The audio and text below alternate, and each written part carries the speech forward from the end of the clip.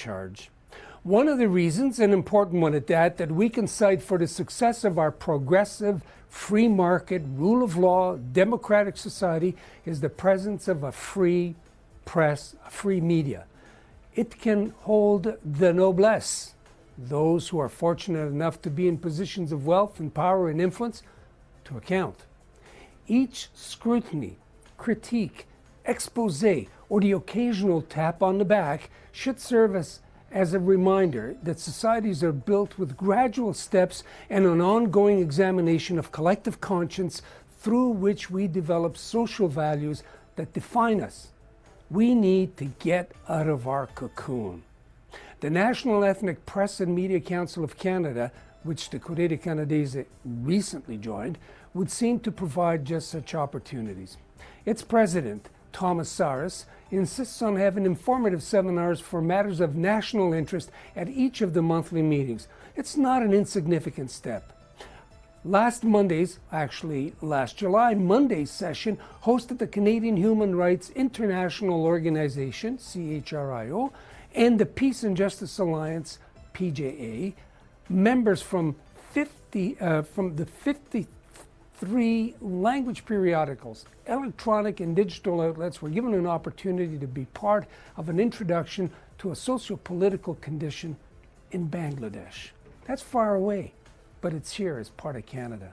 It was a plea for help to free the press in Canada, to the free press in Canada, and to engage our federal authorities in the exercise of our not inconsiderable international weight to right the many governmental wrongs in an impoverished, overcrowded nation.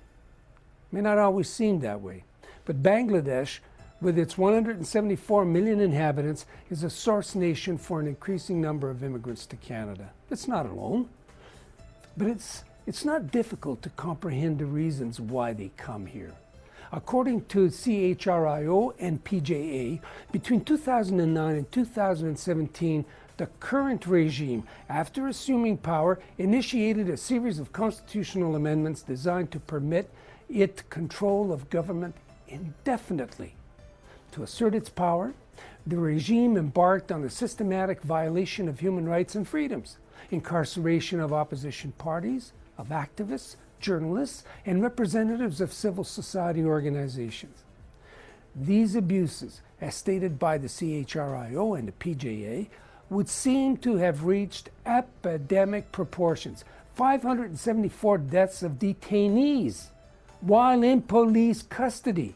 A further 349 while imprisoned by a corrupted judicial system. 255 abductions by partisan security forces, private gangs.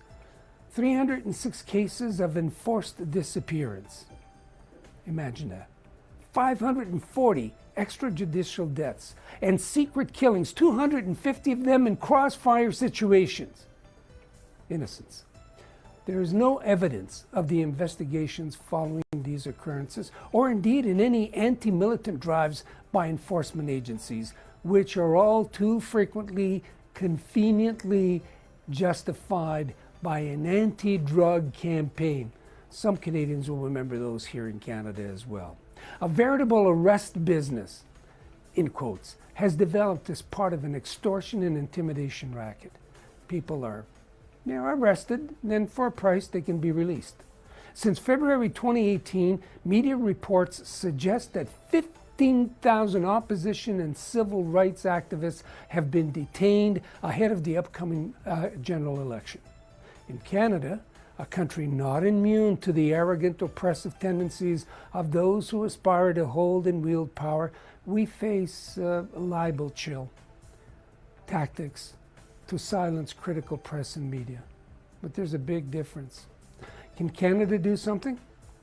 If there's a will, the possibilities are limitless. From sanctions to funding neutral third-party observers for the elections to pressuring the United Nations and other international bodies with the goal of causing an end to these oppressive measures.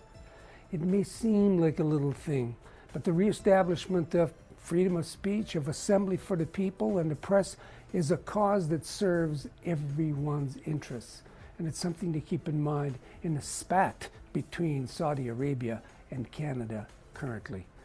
Joe Volpe for Corcan Media Group, for Go Live TV, Corriere Canadese, thanking you for listening and asking you to come back in a few moments. We'll do this in Italian. Thank you.